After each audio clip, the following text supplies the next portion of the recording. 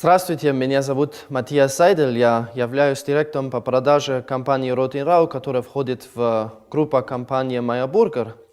И я сегодня хочу немножко говорить о компании Rotinrau, что мы сделаем, и хочу вам поближе объяснить, как энергоэффективность работает в реальном мире, дома у себя, и как мы можем это использовать в обыкновенной жизни.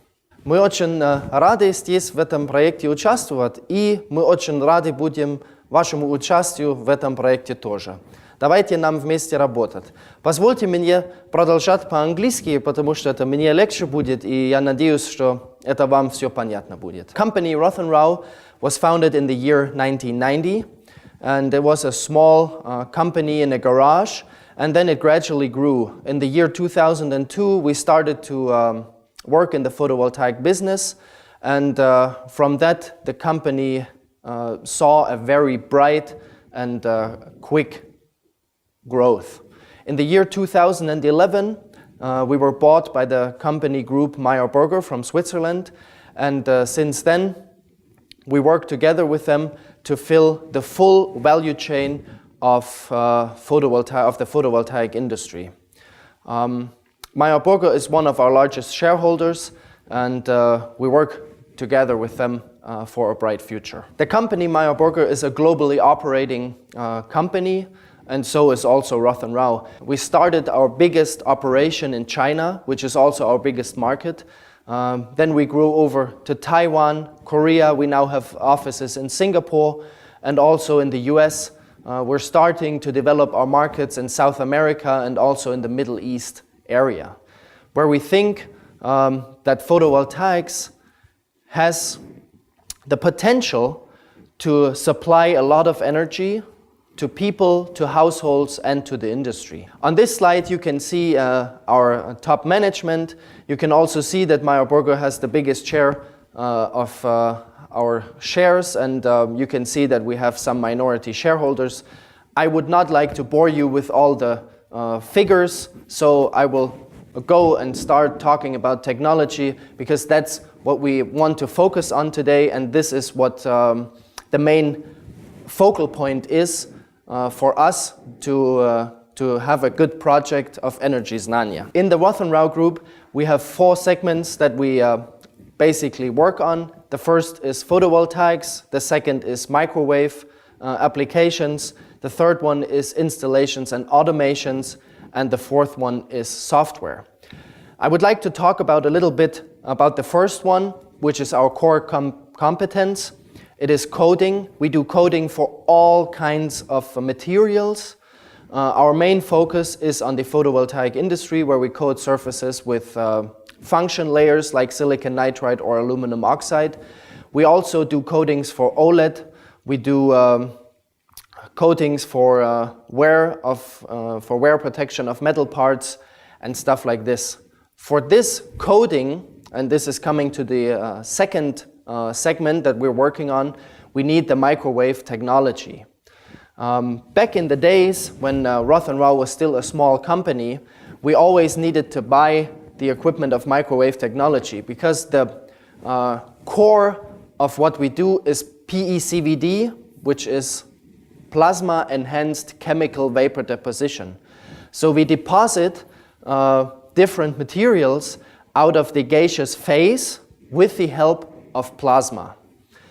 And for that we need microwave technologies, and one company, the company Mügge, supplied these, and in the course of our growth we had to acquire them in order to fulfill our production purposes. Installation and automation we do mainly for the semiconductor business, but also for photovoltaics. We help to optimize production systems from different fields of technology. And last but not least, software. We do our own software. We help for software with production equipment and also for PV installations, to help trackers and to help track the energy yield of PV systems, for example. This slide shows just a few examples of our strong customer base that we have. I think there will be companies that you know, for example, Hyundai, for example, Bosch, or Zeiss. All of them use our equipment, and with all of them we have a close collaboration and work together. One of the main goals of the Meyer Burger Group is the focus on photovoltaics and the focus on the full production chain, starting from wafering, going over to cell and to module production. By doing this, we enable our customers to reach lowest cost of ownership. By engaging into the full production chain, we see where the connections, where the problems are to connect wafer to cell and cell to module, and to not lose a lot of energy in between them. It is most important to understand where we come from and where we're going to. We come from a piece of semiconductor material that is the basis material, which is silicon, and where we want to go is we want to have a module that is installed either on a roof or in a field that gives the energy that we need for our daily life. And this vision is the power that drives the people of Meyer Burger forward. This is the power that leads to innovation, and this is the power that helps us to find very tailored solutions for our customers that help them be productive in the future. In this slide you can see the synergies of Meyer Burger. You see the different companies, you see the links that they have, you see that some companies are focused on specific topics, and you can also see that some companies have a broader variety, a broader spectrum of work, and that helps to link in the different sections to make a full production that is optimized and cost effective. Now I would come to the most important point, and which is also about what the Energiznanje project is doing, how to save energy in private households and in private installations. And here we have to see that there is different aspects, and while I go through the slides, I will explain, or I will try to explain to you what the key features are and what needs to be done to have innovation in the near future. Always when you talk about innovation, you have to look where you come from. And in this slide, I would like to show a brief history of where we have been just 10 years ago, what innovation took us here, and where we can go in the near future. You see on the lower left side, you see a module of the year 2002, which was in the very early stages of photovoltaics. The cells used in this module had just an efficiency of 7 to 8%. They were really big, and the production was really expensive. And with 36 cells, which was a standard at that time, you could only make not even 100 watts per module. Then you can see in the middle that we have gone through some research and development, and we have come to a 60 cell module, which is the standard in the market right now, that uses monocrystalline cells with an efficiency of about 18.5% to produce modules that have an efficient, or that have an energy output of about 245 watts. We as Meyer Burger have developed a new technology which leaves the standard technology behind and goes the next step, which is called the heterojunction technology. It's a difficult word, but it's not so difficult. The only thing that is new is that it uses a broader spectrum of the light. And also, with different films that we apply, we are able to use, even when there's low light, meaning a cloudy day, we can use the energy and have a broader and higher energy output of the module. And you can see that with this technology on the right-hand side, we can produce over 300 watts per module using 60 cells. The efficiency of each cell is a little bit above 21.5%. In this slide, we see the usual German PV installation. You have the solar modules, they're brought together in a connector, then you go to the inverter to go from direct to alternating current, and then you feed it into the grid. And then you see the other side, it's on the left side, you have another electrical meter that takes the energy from the grid and feeds it to the end user in your household, meaning washing machines, dishwashers, light, TV, computer. And this installation type has brought one or two side problems with it that we have to tackle and that I would like you to think about. One of the problems is that on a very sunny day, a lot of energy is fed into the grid. And that means that other energies have to cut back, like coal, like oil, like other energy sources. Here you can see the usual connection of a photovoltaic system to the grid and to the household. You can see that the connection to the grid is done by an electrical meter that is only counting the energy that comes from the system that goes into the grid. The photovoltaic panels are connected to an inverter, which translates from direct to alternating current, which is the current of our grid. And then you can see on the other side that there is the connection to the household, which is an electrical meter that counts how much energy you take out of the grid and then feeds it to the end users in your household. Washing machine, dishwasher, computer, or television. And you can see that actually you have two circuits. One circuit is the energy creation feeding to the grid, and the second circuit is the energy flowing from the grid, from the outside world, to your end users. And this has been done for many years because the system in Germany was set up like this.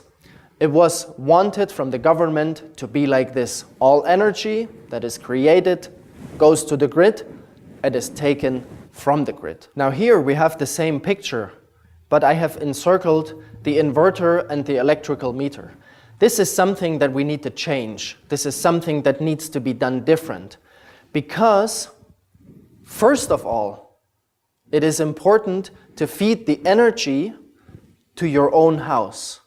And only what's left over needs to go to the grid. By doing this, we have a very, very big upside. And that is, on a sunny day, you use the energy in your house and feed only that which is left over to the grid. And this means less energy goes to the grid, and this means that the energy is used at the place where it's supposed to be used and is not attached to the losses that a grid naturally brings. So by doing this, we have one big advantage. We use the energy at the place where we need to have it. Generation and usage is at the same place, and that saves us some losses. Now when we do this, we do the change from, we take the energy only from the grid. We need to change our mindset. And this is something that also has to do with innovation.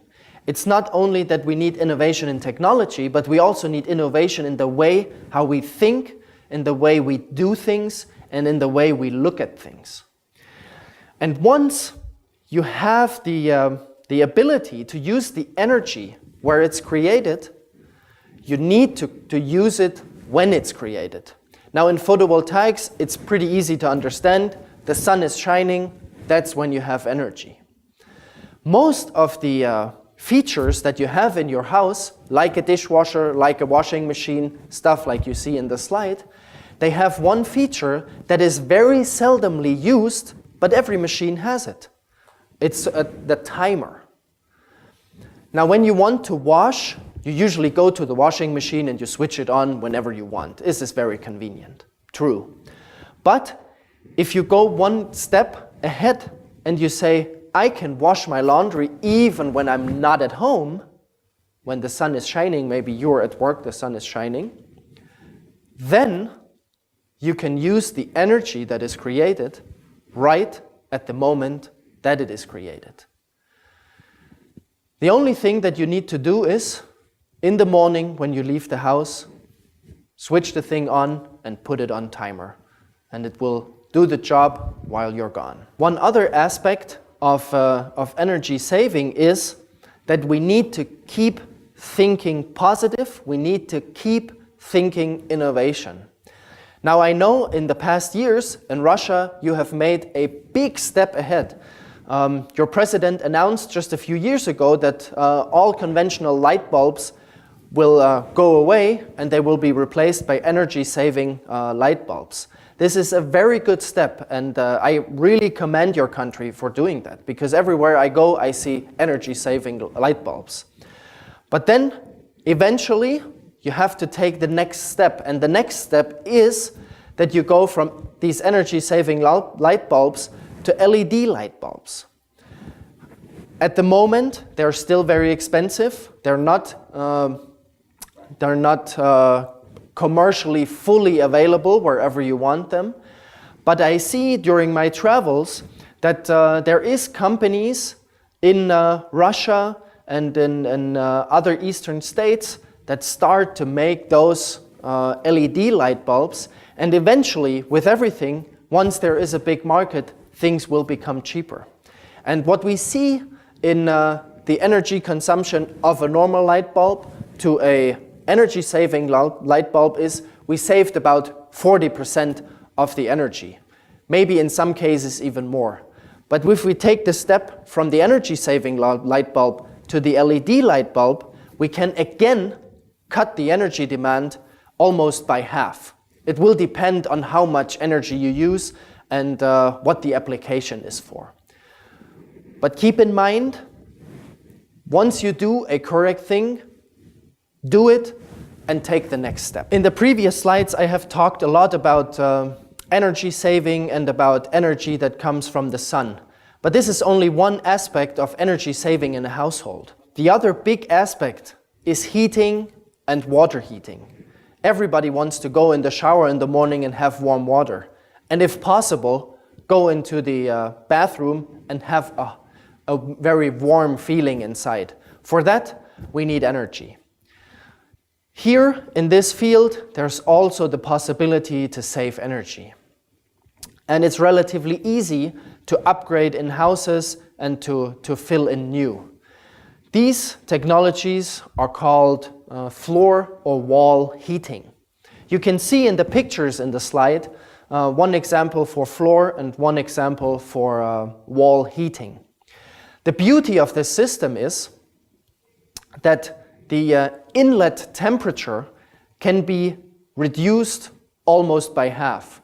In conventional system, like my own home, I have used an inlet temperature of about 70 to 75 degrees Celsius.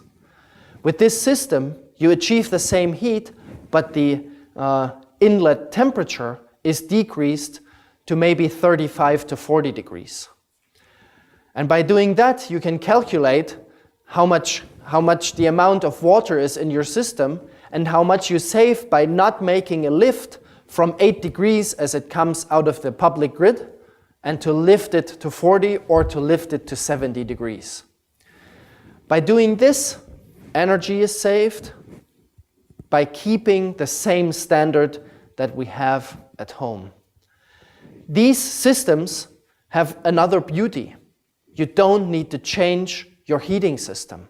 If you have gas heating, if you have oil heating, or if you use solid fuels, you can still use them, but they will only be using the fuel more efficient. And this is a way how to save energy. One other field of innovation goes into the well-known topic of heat pumps. Heat pumps basically use the same method as a refrigerator, but only turn it around. They use the energy of the surrounding, compromise it, and pump it into your house. This technology is available in the market, but is still an expensive technology. We see the prices are going down and it becomes affordable for more and more people. These heating systems require, in most cases, floor or wall heating because they are sized to only make a lift to about 50 degrees, 50 or 55 degrees, which is the normal temperature of the water that you will shower with. I hope with this very brief presentation, I was able to catch your focus on energy saving and on the huge potential we have to save it. One of my greatest motivation are my kids.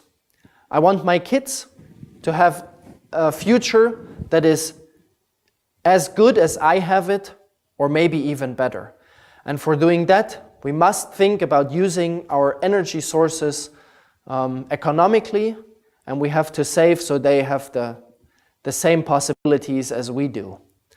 Let me give you 3 points on your way of thinking, of creating new technologies, of thinking about innovations that nobody has thought about. Point number 1 is, every household is different. Think of it differently.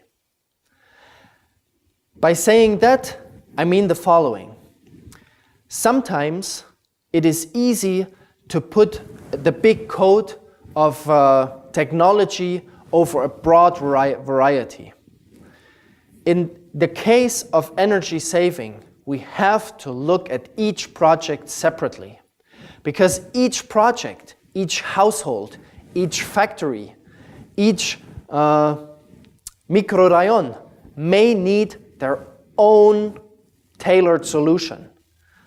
We have seen in the past that if an energy saving method, wrongly applied, wrongly calculated, and wrongly implemented, can do more harm than it can do good. So please look at each project separately and size and make your calculations for each project. This leads me directly to point number 2. Only if it's done correctly, it will lead to good results. In the past in Germany, we have seen that the growth in photovoltaics was so rapid that no one could keep up with this progress. And some systems were installed with the wrong calculation. And friends of mine were really becoming angry at photovoltaics because it was not giving the results it should, because it was sized in the wrong way.